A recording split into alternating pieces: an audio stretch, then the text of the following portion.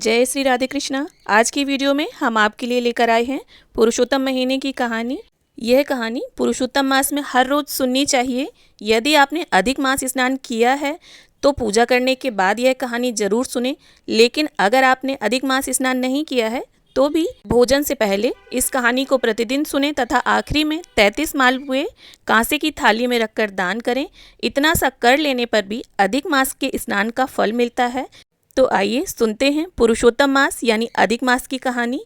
एक राजा था, उसकी दो रानियां थीं, एक सुहागन और दूसरी दुहागन। मतलब एक रानी को राजा अत्यधिक प्यार करता था और उसे महलों में रखता था, और दूसरी रानी से ना बोलता और ना ही उसे प्यार करता। वह रानी महल के नीचे बने कमरे में रहती थी। बड़ी रानी सोचती थी कि राजा ने दूसरी शादी कर ली है तो मेरा मान सम्मान कम हो जाएगा, इसलिए बड़ी रानी छोटी रानी के विरुद्ध राजा को भड़काती रहती थी। तो राजा ने छोटी रानी को महल से निकाल दिया था। अब बड़ी रानी बहुत खुश रहती थी। छोटी रानी हमेशा पूजा पाठ, हवन, सत्संग, कथा, भागवत जैसे धार्मिक कार्य करती रहती थी। यह देखकर बड़ी रानी सोचती थी कि यह सब राजा को वश में करने के लिए करती होगी, इसीलिए वह बहुत चिढ़ती थी। लेकिन राजा को इस बात की जरा भी भनक नहीं लगने देती थी और उसके विपरीत बातें करती रहती थी। एक बार छोटी रानी हमेशा की तरह अधिक मास स्नान कर रही थी। वह रोजाना स्नान करके भगवान की पूजा पाठ, मंदिर की परिक्रमा करके सारे दिव्य पेड़, केला, आंकड़ा, कदम, पीपल, वड़, कल्पवृक्ष, तुलसी, इन सब की पूजा अर्चना करती और परिक्रमा करती थी। यह सब पेड़ पौधे गांव से बाहर लगे हुए थे।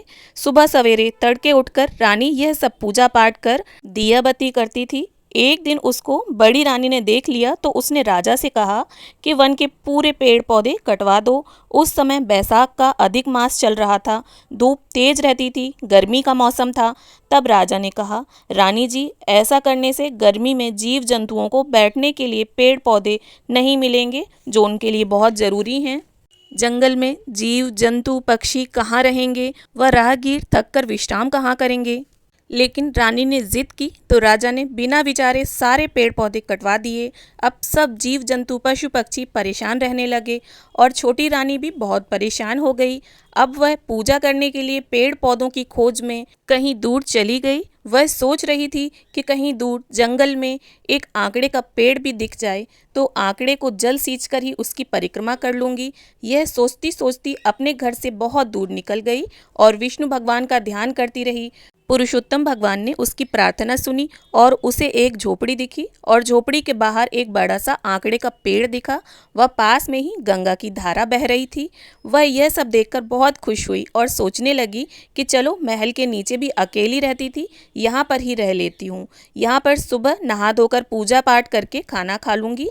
उसने गंगा की धारा में सुबह स्नान किया और 33 मालपुए बनाकर आंकड़े को चढ़ाए, पूजा अर्चना की, परिक्रमा करी। वह खुश हुई कि पुरुषोत्तम भगवान ने अच्छा यह दिखा दिया। वह वहीं रहने लगी। कुछ दिनों बाद राजा जी शिकार खेलने गए।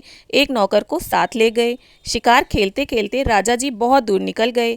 धूप बहुत तेज थी। राजा जी वापस आए तो उन्हें कहीं भी छाया व पानी नहीं मिला। उनका जी घबराने लगा। बेचैन और परेशान होकर उन्होंने सोचा कि जब मेरा ये हाल है तो बाकी जीव जंतुओं का बिना पेड़ पौधों के क्या हाल हुआ होगा। वह बहुत दुखी हो रहे थे और नौकर से कहा कि कहीं दूर देखो, शायद पानी मिल जाए व थोड़ी सी छाया मिल जाए तो प्राण बच जाएंगे, नहीं तो आज तो प्राण निकल ही जाएंगे। नौकर ने दूर तक नजरें दौड़ाई तो वही रानी की झोपड़ी दिखी। वह राजा को घोड़े पर बैठाकर वहां ले गया और आंकड़े की छाया में लिटा दिया और गंगा की धारा से पानी पिलाया। जो रानी ने पुए चढ़ाए थे वह पुए दोनों ने खाए और जल पीकर आंकड़े की छांव में थोड़ी देर विश्राम करके फिर घर के लिए रवाना हुए। राजा को आश्चर्य हो रहा था कि इतनी दूर भयानक जंगल में किसने ये पेड़ लगाया और कौन इसकी पूजा करता है। इतने बड़े जंगल में दूर तक कोई भी पेड़ पौधा नजर नहीं आ रहा है। यह तो भगवान का ही चमत्कार है। यह सोचते सोचते राजा घर आ गए और रात को जब सोने गए तो राजा ने यह सारी बात रानी को बताई और कहा कि तुम्हारे कहने से मैंने सारे पेड़ पौधे कटवा दिए। आज तो हमारी जान ही निकल जाती, कहीं भी हमें एक भी पेड़ पौधा विश्राम के लिए नहीं मिला। यह तो भगवान का ही चमत्कार था जो हमें एक आंकड़े का पेड़ और गंगा की धारा मिली, नहीं तो आज हम जीवित महल वापस नहीं आते। राजा ने रानी से पूछा कि तुमने हमारे लिए कोई पूजा पाठ व्रत उपवास किया था क्या, जिससे आज हमारी जान बच गई है। रानी ने कहा कि हमने तो आज तक कुछ ऐसा नहीं किया।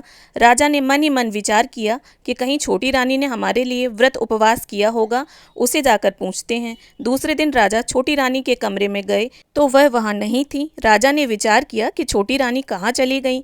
राजा सोच में पड़ गए और नौकरों को खोज के लिए भेजा। नौकर ढूंढते हुए वहीं जंगल में पहुंचे।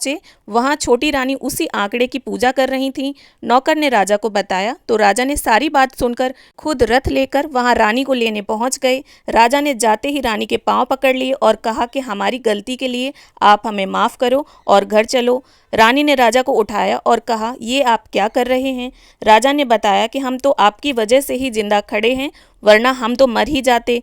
रानी को राजा ने सारी बात बताई और पहले के अपराधों की माफ़ी मांगी। राजा रानी को लेकर घर आ गए और पूरी नगरी में जय जयकार हो गई। राजा जी रानी को महल में ले आए और बड़ी रानी को देश निकाला दिया और कहा कि तुम खुद भी बुरी थी और हमें भी बुरा बनाती रही। आज तक हम तुम पर विश्वास करते रहे।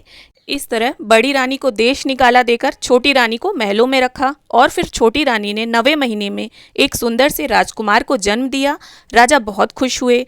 राजा रानी व सभी देशवासी सुख से रहने लगे। राजा ने सब जगह पेड़ पौधे वापस लगवाए, जगह जगह धर्मशालाएं, कुआं, बावड़ी बनवाई, हर जगह पानी की व्यवस्था करी और फिर आने वाले अधिक मास में दोनों ने जोड़े से 1 महीने स्नान व्रत उपवास किया और पुरुषोत्तम भगवान की पूजा अर्चना कर उद्यापन किया। ब्राह्मणों को भोजन कराया, सोना चांदी वस्त्र अन्न धन गौ आदि का दान किया।